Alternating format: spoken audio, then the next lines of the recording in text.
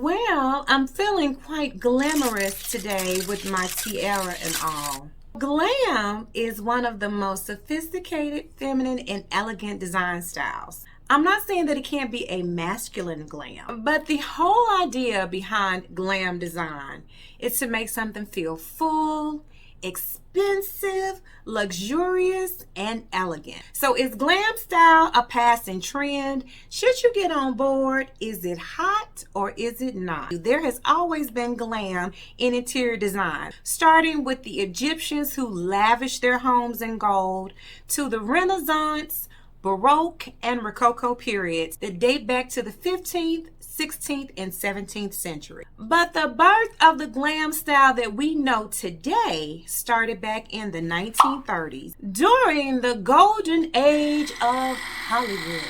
Hollywood, when movie stars were larger than life. Hey y'all, I'm the Southern girl, Shantae Levette. And I just want to thank my family for coming back for another video. If you are already subscribed to my channel, you are part of my family. And if you are new to my channel, I just want to tell you welcome. And you can become part of my family by subscribing today.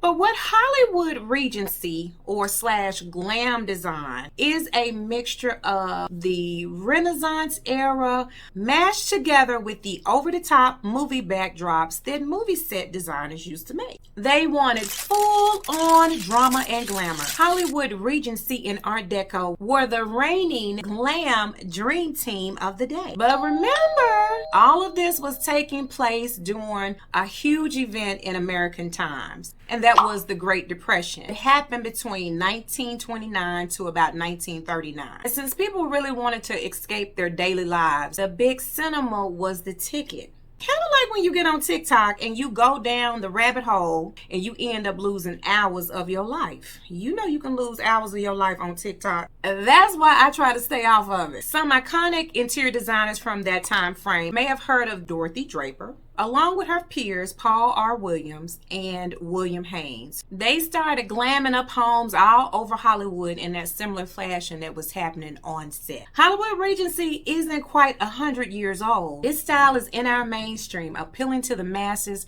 and having influence on today's designers. And even people who don't wholeheartedly like glam, everybody tends to like a little shimmer, shine, sparkle, or something in their space, because something that's glamorous always helps to up the sophistication level. As I always say, design and feelings go hand in hand. There's always the connection emotionally why you feel something towards this space versus this space. Words like luxurious, opulent, glamorous, vivid colors, shine, reflection, and over the top. If these words don't appeal to you when it comes to interiors, then glam might not be your style. But then you may even say, Southern girl, I like a little bit of glam, but I like a little bit of this style too. It's okay, because at heart, I'm a traditionalist. But I do like a little bit of sparkle here and there. I do. I like a little shine. I like a little metal. I've always loved gold. But most people, myself included, are hybrids of design. But that's what happens when you add your own personality, with the emphasis on your personality and not somebody else's.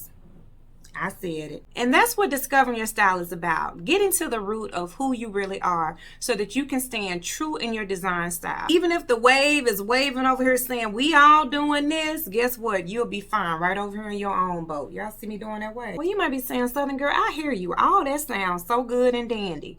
But how can I, y'all see my jewels, achieve this look in my space? Well, first, we got to talk about the elements of glam design. You got to commit to metals. You got to make a commitment to have metals throughout your house, whether it is a polished nickel, chrome, gold. You want to add some crystals to the mix, because remember, we're talking about over the top.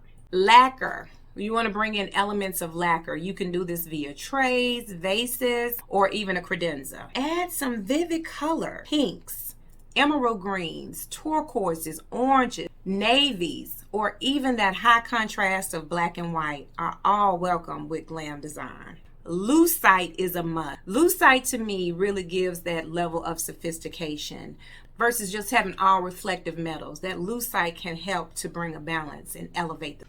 Ooh, wallpaper. Making an appearance again, you can do with an Art Deco motif. Remember, that is Glam's fancy cousin, or geometric patterns. I'm gonna bring in all these luxurious fabrics like silks and velvets. And I've heard somebody, that's why I don't be on other folks' stuff, because velvets are out. Let me tell y'all something.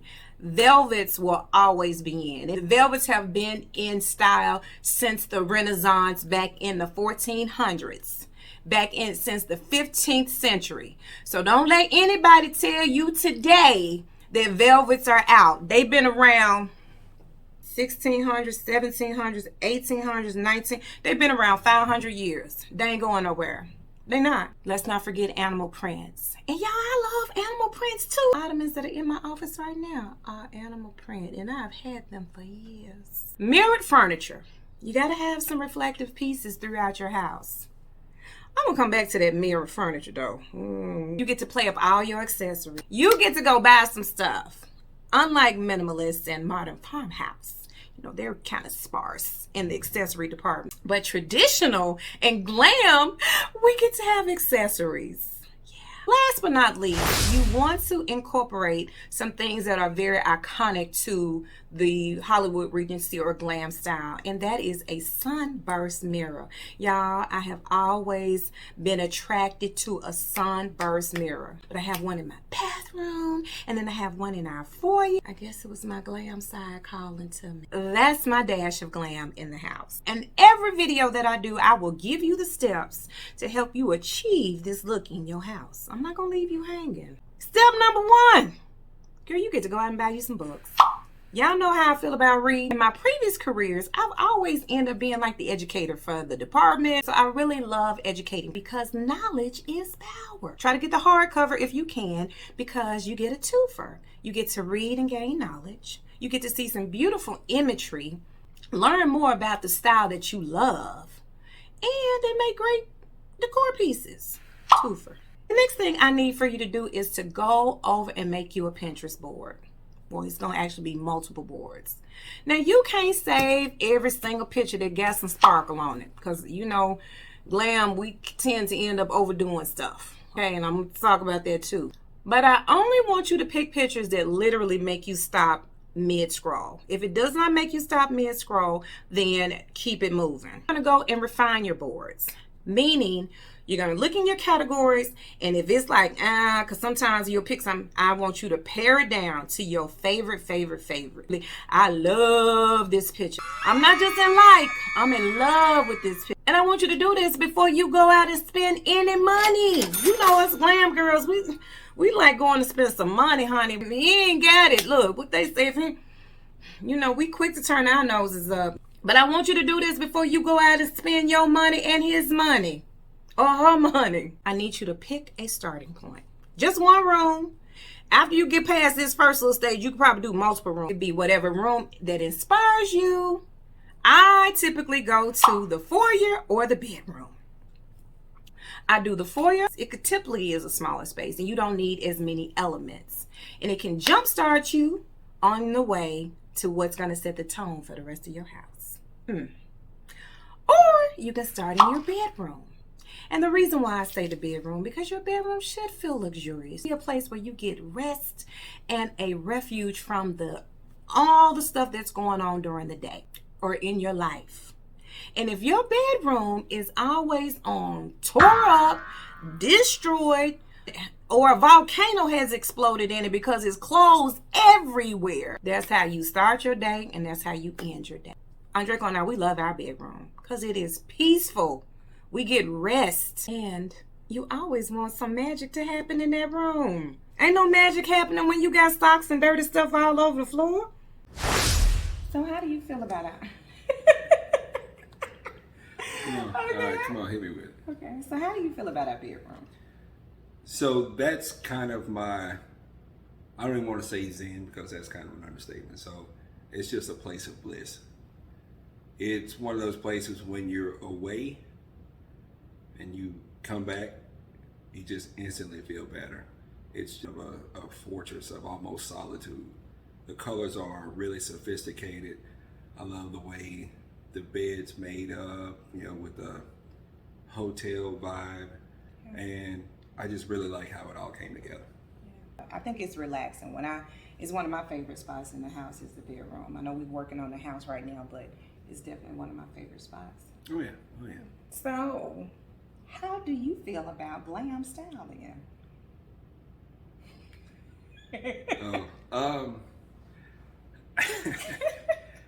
There's something for everybody. Okay, all right. We'll go with that. It's not me. No, I definitely would say it's not you. I don't really know. But you know, there is a masculine glam though. Like it's more towards.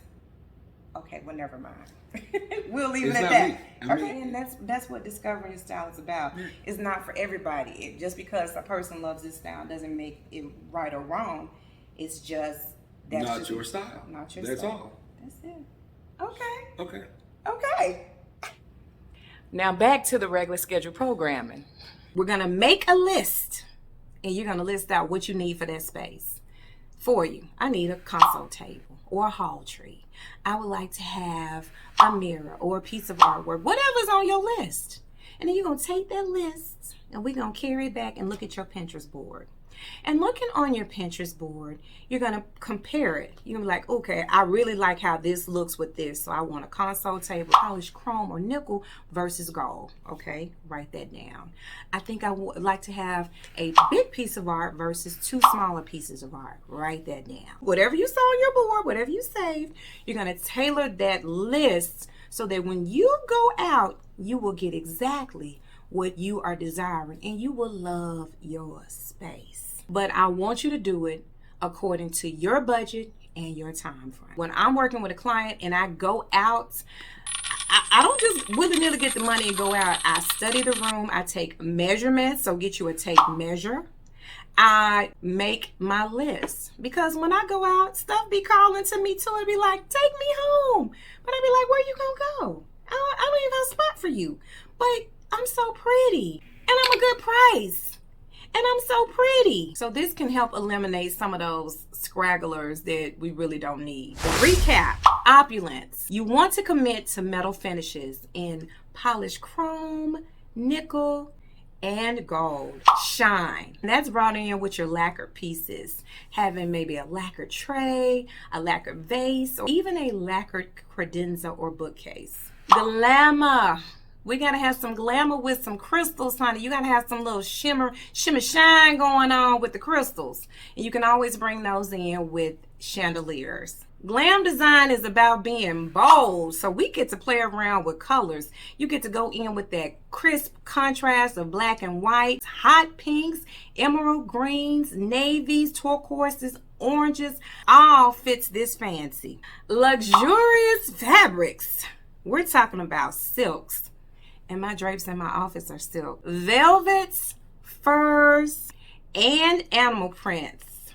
Picture my ottomans. Over the top, bring in those wallpapers. Using Art Deco and geometric patterns. Elegance. Add some pieces of lucite furniture to your space. Reflections. You got to incorporate mirror pieces. But I told y'all I was going to come back to mirror pieces. Okay. This is my opinion. You don't have to have your house mirrored from front to back. Remember, I said this is my opinion. And I've heard some people call it gaudy glam. Now, I'm going to say I've said some things in the past about having mirrors from front to back. But if you got a glam, then you just got a glam. Who am I or anyone else to tell you that your got a glam, it doesn't look good? I'm pretty sure when the Baroque and the Rococo eras came about, it was people out there saying the exact same thing, that was gaudy. Like, trust me, I know they said it. But my goal as a designer, not only bring beauty to a space, but also bring balance. And my opinion about having everything mirrored in your house, and I've seen some beautiful mirrored pieces that when you have so much of it, it really takes the spotlight off of your statement pieces. So if you got end tables mirror, you got the coffee table, you got the side table, you got mirrors, tray, you got a mirror on the wall, you got 10 mirrors over here on this side, and then your dining room table got mirrors. When you overdo it, and some people can't overdo it, then sometimes really beautiful pieces can go unappreciated. But again, this is my opinion, and I don't have to live in your house. And last but not least, you have to add that drama, and you can do that by adding an iconic sunburst mirror. So please leave a comment if you think this style is hot or not. I will be posting more information all this week in my stories. I'll be putting up some fun polls. Check those out so you can go vote. And I will be putting all of this information in my community posts, because we are a community and y'all are my family. Leave your questions or comments. And if you want to know about 7 things to never invest in for your home, well, here you go.